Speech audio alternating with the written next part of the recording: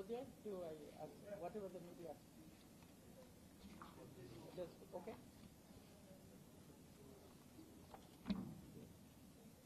Do I need extra mic or?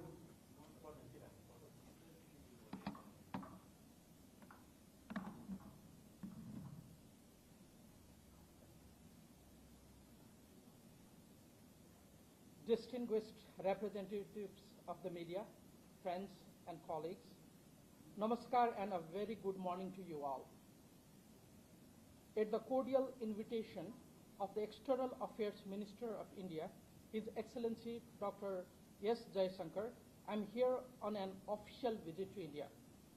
It is a distinct pleasure to welcome you all to the Embassy of Nepal this morning.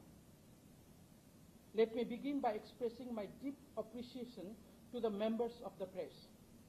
In vibrant, pluralistic democracies like ours, the media plays an indispensable role.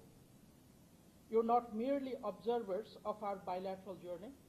You are a vital pillar of our democratic principles, the lenses through which our people perceive each other, and the ultimate custodians of the narratives of our shared future. Every time on the journey from Kathmandu to New Delhi, looking down at the majestic Himalayas yielding to the vast, fertile plains of Gangetic basins, I am reminded of a profound truth. We're not merely neighbors joined by political lines drawn on a map. We are the children of same rivers, the same mountains, and the same ancient wisdom. I want to deeply appreciate the overwhelming goodwill, warm hospitality, and spirit of cooperation that has been extended to me and my delegation since our arrival in New Delhi. Thank you all for carrying this immense goodwill in your hearts and in your reporting. I represent a completely new political reality in Nepal. Our rise is driven by an extraordinary and historical mandate from our citizens centered on uncompromising good governance, strict meritocracy, and direct accountability. Because we are a new generation of leadership, we possess a unique asset. We are absolutely unencumbered by the past. We refuse to look at India through the distorted, hypersensitive lens of 20th century geopolitics. Instead, the Rashtriya Swatantra Party wants to shift the entire vocabulary of Nepal-India relations away from geopolitical friction and square it firmly on development diplomacy. We look at India with an open heart, clear eyes, and a single transparent agenda, the economic transformation of Nepal.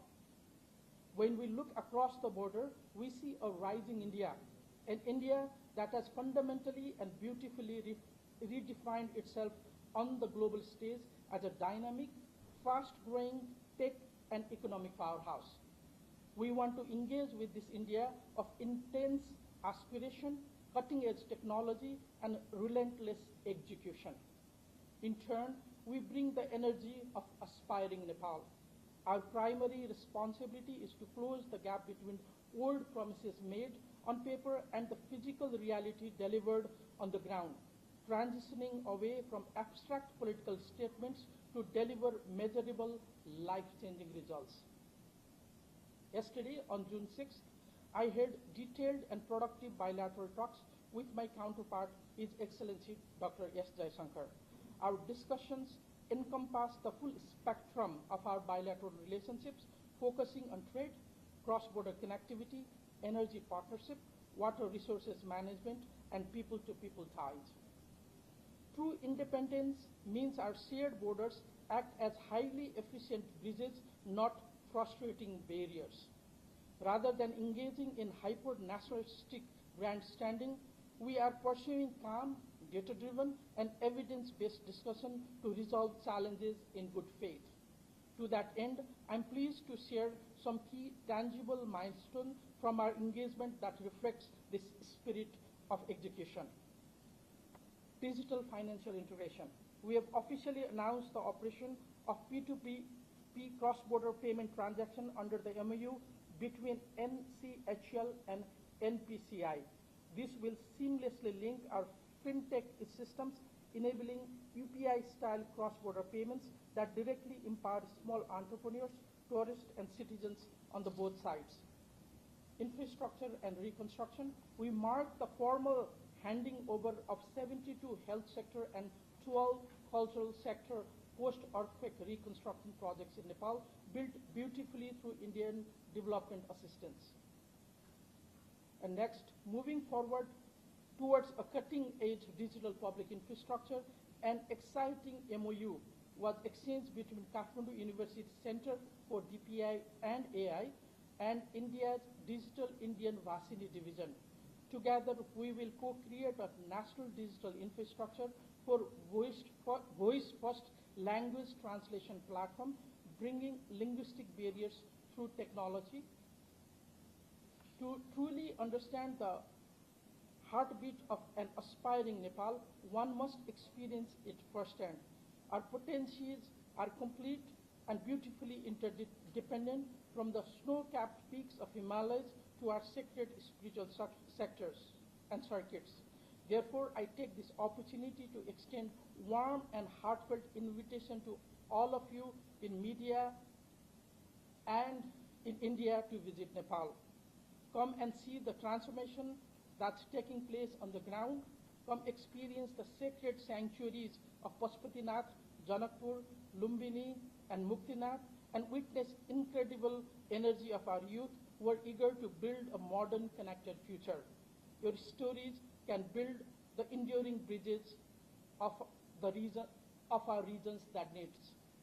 When Nepali ingenuity and talent meet Indian scale and market depth, world-class outcomes are born. Our vision of Nepal is a nation actively thinking about disruptive tech startups, a formalized business landscape, vibrant cross-border trade, frictionless tourism circuits, and profound digital connectivity. History gives nation brief, precious, and historical windows of opportunity. This moment right now in 2026 is the most conducive, highly aligned window we have seen in decades to completely elevate and transform Nepal-India relations. No problem is too large and no boundary too complex when we sit down with an open heart, a rational mind, and mutual respect. Dear friends, I believe your role will remain instrumental in taking Nepal-India relationships to a new height. As I prepare to return to Kathmandu later today, I do so with immense optimism. Let us build a partnership that is not constrained by anxiety of the past, but one that is fueled by high hopes and promising prospect of our shared future. Thank you, friends from the media, for your time, your generous goodwill, and your valuable role in charting this journey ahead. Dhanyavad. Thank you. And I'll take a very few questions. I think, we're constrained by time, so if you... Yeah.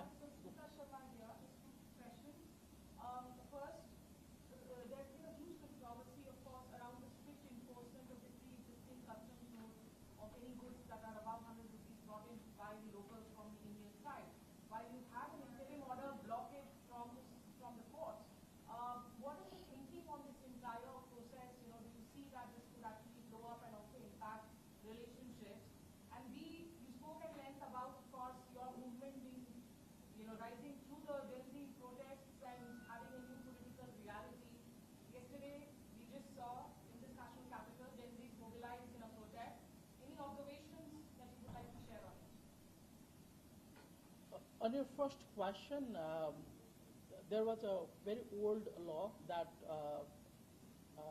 from back from 70s and 80s that allowed only about 100 rupees worth of good could be brought from India. That has already been changed to higher amounts. But what wanted to explain was because of our openness of the border, oftentimes there are people who use open border into unscrupulous activities. So it was very important for us to manage our borders.